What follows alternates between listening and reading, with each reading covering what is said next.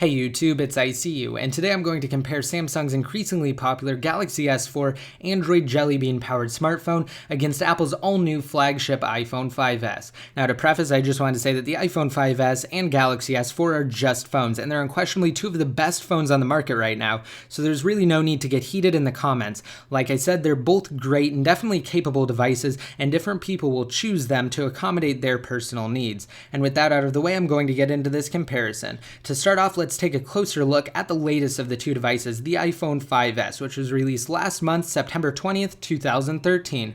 With the 5S, Apple has maintained overall the same design as the device's predecessor, except for the addition of new color options, the Touch ID fingerprint sensor, and a rear dual LED True Tone flash. The 5S has the same 4-inch 1136 by 640 326 pixels per inch Retina display.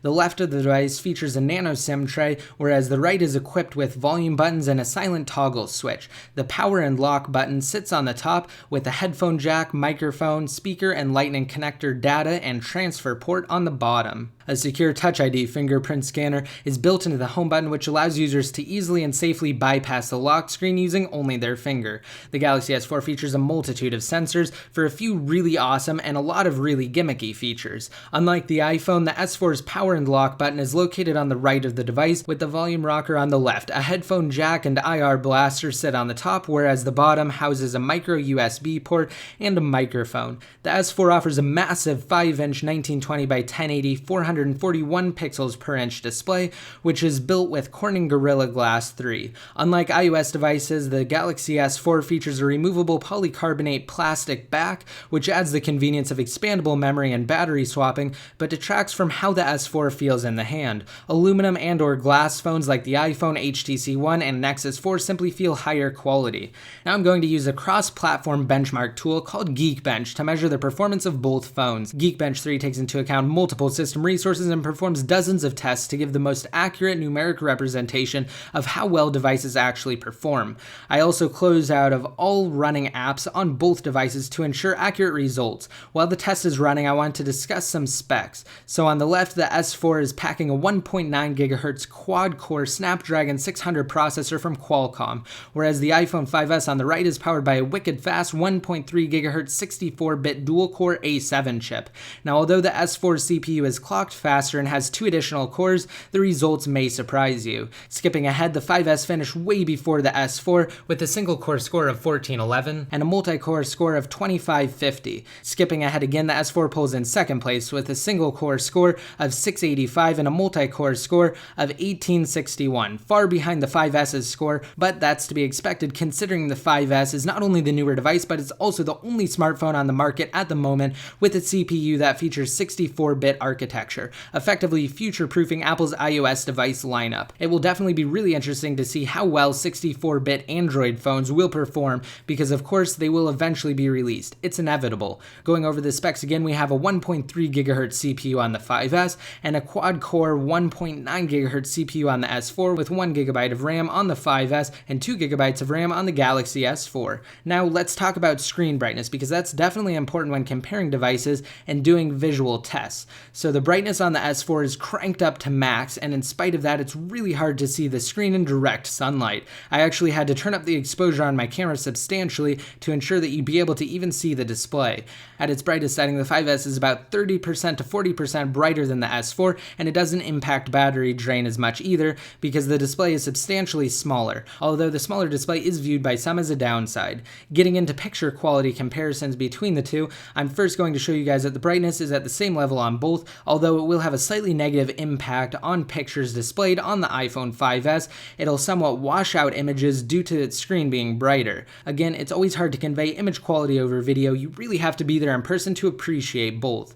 The S4 with its 13 megapixel camera takes some really awesome pictures, and through some clever software, Samsung is able to pre-enhance photos by over-exaggerating color to make images pop. One thing that I really noticed is that the 5S is incredibly faster when HDR is enabled on both, which actually takes and combines 3 different images at different exposures. Due to its improved 64-bit A7 processor, the 5S can take HDR images instantly, whereas the S4 has to do quite a bit of processing before you can move on to your next shot. Also, Also, thanks to Android's zoom capabilities, the S4 is able to zoom in on the smallest details after the picture has been taken, whereas the 5S can only zoom in to a fixed point. Even if you were able to zoom in further though, chances are good the S4 would show more detail when fully zoomed. That's not to say that the 5S doesn't take great pictures though, it really does, and Apple has proved that by leaving the megapixel count at 8. To do so, they've increased the actual size of the megapixels themselves and have done some really awesome image processor work. Panoramas look great on both, and the 5S finally has two new and impressive camera modes, burst and 120 frames per second 720p slow-mo video. It also occurred to me when doing my test that the 5S is able to focus better on closer objects. Performing some quick browser tests using the Chrome app on both, you'll notice that they search the web at about the same speed, but tapping on a site reveals that the 5S loads even mobile content noticeably faster. When visiting my site, it seems as though the S4 will finish first when the 5S pulls ahead and loads all elements before the S4. Now, both are really great at browsing, and I think the end user won't really notice a major difference between the two. Another interesting thing to note though is that with the release of iOS 7, Apple introduced some pretty fancy yet time-consuming app launch and close animations. It takes a fraction of a second longer to launch new apps or switch tasks on the 5S than it does on the S4. It's nothing major, but it can be a slight inconvenience for some. And speaking of iOS 7, the latest firmware that was released alongside the 5S, for those of you who aren't aware, the new version of Apple's mobile operating system introduces quite a number of welcomed additions and enhancements, including a system-wide redesign, control center for easy access to different settings, major Siri improvements including the ability to adjust settings through the virtual personal assistant, and a reimagined multi-page folder system, to name a few. But by far my favorite feature on the 5S, and the thing that sets it apart from any device, is Touch ID. Fingerprint data is even encrypted and stored locally on the A7 chip for added personal security. Now, users who pick the iPhone over Android devices also tend to do so because of its simplicity, which can be a double-edged sword for those who are looking for more customizable options, but it does allow for reliability and quick and seamless multitasking. Also, one thing that's always stood out to me and has continued to do so over the years is the quality of applications. Because Apple controls devices and iOS, it's a walled garden, if you will. Apps tend to be higher quality because developers don't have to accommodate a large number of devices, and Apple has higher standards than Google. If you don't believe me, just ask developers who are constantly approved faster on Android than iOS.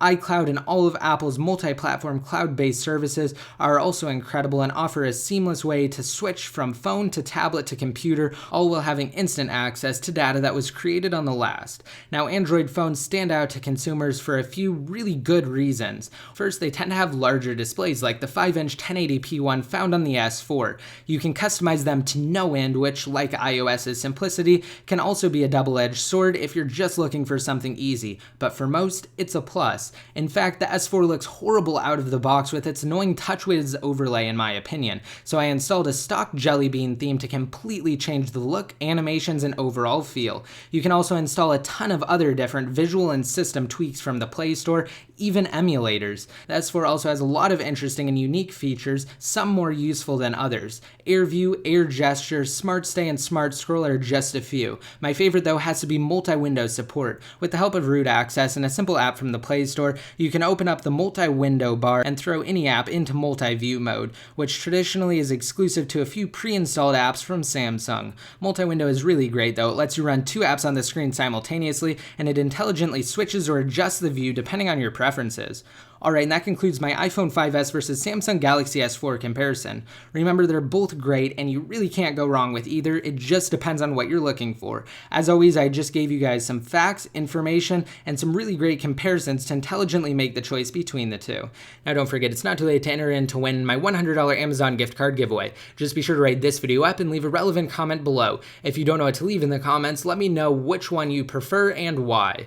Also, if your comment is rude, derogatory, and/or crude, your entry will be invalid. Thanks for watching, and don't forget to subscribe for more great videos, and to be updated more often, just be sure to like me on Facebook and follow me on Twitter. And until next time, this is ICU, signing out.